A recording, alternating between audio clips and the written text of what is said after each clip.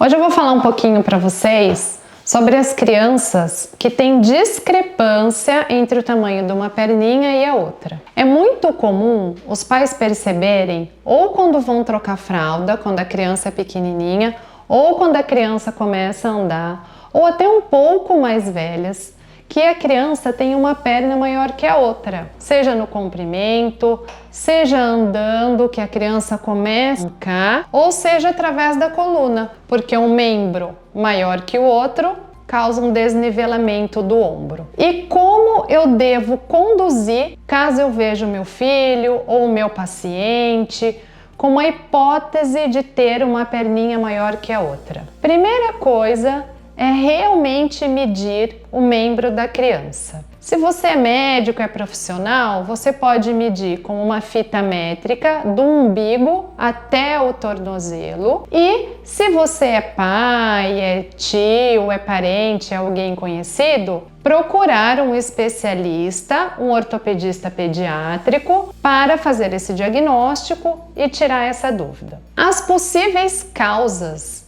da criança ter um membro maior que o outro são inúmeras. As mais comuns são displasia do desenvolvimento do quadril, que é quando a criança nasce com o quadril luxado ou evolui com essa luxação. A criança ela pode ter uma hemiassimetria, quando um lado do corpo é maior que o outro, e aí entram outros diagnósticos, como por exemplo, doenças vasculares, ausências congênitas de alguns ossos, como fíbula ou tíbia, alteração em antebraço, entre outros. E pode ter uma causa pós-traumática, por exemplo, a criança teve uma fratura no fêmur, uma fratura na tíbia e evoluiu com essa discrepância de membro, ou pode ser uma causa tumoral, ou seja, a criança pode ter algum tipo de tumor ósseo ou tumor de partes moles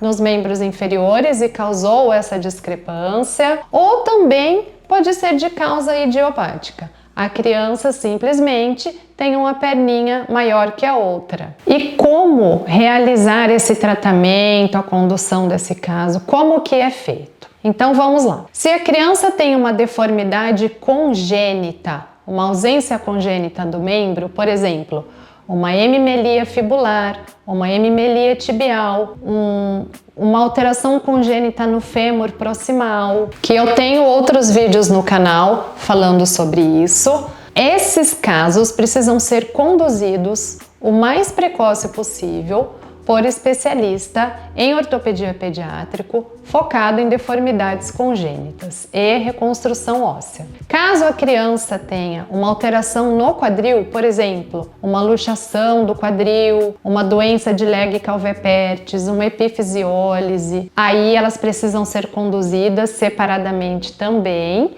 que com o tratamento a gente consegue alinhar esse membro. Agora, se a criança tem uma causa idiopática, ou seja, não tem causa, a gente faz o acompanhamento, mas em geral o tratamento ele é baseado em quantos centímetros de discrepância essa criança tem. Então vamos lá, a gente divide o tratamento conforme essa discrepância. Geralmente, entre 0 a 2 centímetros, com o pé plantígrado e o membro alinhado, o tratamento inicial é com palmilha e às vezes a gente faz um calço no solado do calçado para não ficar tão discrepante assim a palmilha dentro do calçado com o solado reto. De 2 a 5 centímetros está indicado um procedimento que se chama epifisiodese temporária do membro contralateral. Mas o que é isso, doutora Ana? Por que do membro colateral? A epifisiodese temporária, ela trava as físis de crescimento do fêmur distal e tíbia proximal, ou seja, o joelho da criança, que corresponde a 70% do crescimento total do membro inferior, ele irá ficar travado, enquanto o outro membro, que é menor, irá crescer 100%.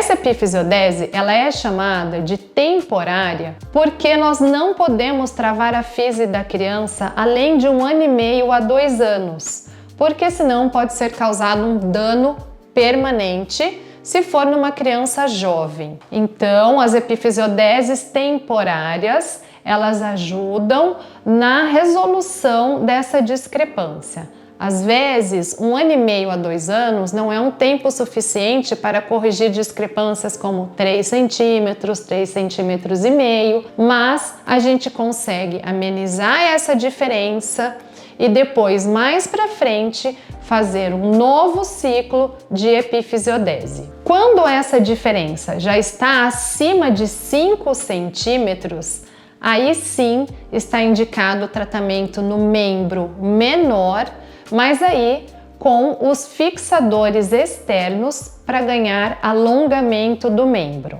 Uma grande observação: crianças que têm deformidades angulares importantes e deformidades congênitas, como a ausência congênita da fíbula, ausência congênita da tíbia, deficiência femoral focal proximal, a gente já consegue corrigir essa deformidade fazendo o alongamento e a reconstrução com o fixador externo. Concluindo, as diferenças dos membros inferiores têm inúmeras causas e o bom é que elas podem ser tratadas, podem ser solucionadas, desde que procure um bom tratamento e que siga todas as orientações.